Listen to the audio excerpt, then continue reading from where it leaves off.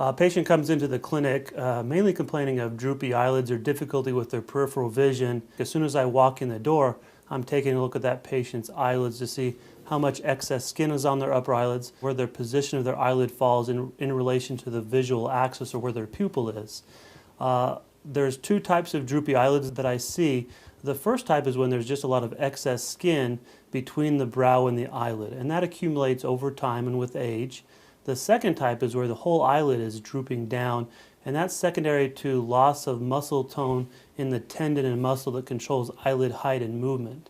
So although very similar, they're also very different, and the surgical approach that we address is a little bit different, and oftentimes patients will have a little bit of both. I tell these patients that there is no medical treatment for the problem, but there is a surgical treatment, and that surgical treatment is an outpatient surgery. This surgery is done in about 45 minutes for most patients, and we're able to do both upper eyelids. The surgery involves removing skin from the upper eyelids, and if necessary, going a little bit deeper into the eyelid and manipulating the muscle that controls height and movement of the eyelid. The most common question that patients have is my insurance going to cover this? And in most insurances, yes, it will be.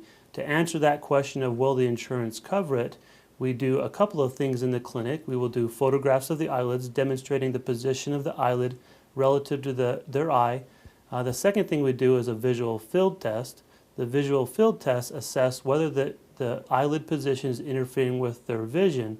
If the eyelid position is deemed to be interfering with their vision, then oftentimes we can get the insurance company to cover that.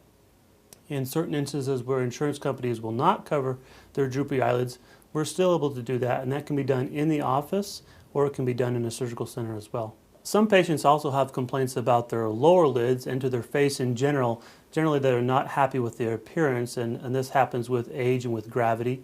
The lower lids are a specific concern for many patients. They're concerned about the fullness of their lower lids, or to a lesser degree about the wrinkles on their lower lids. These can be addressed, however, they're not going to be covered by the patient's insurance.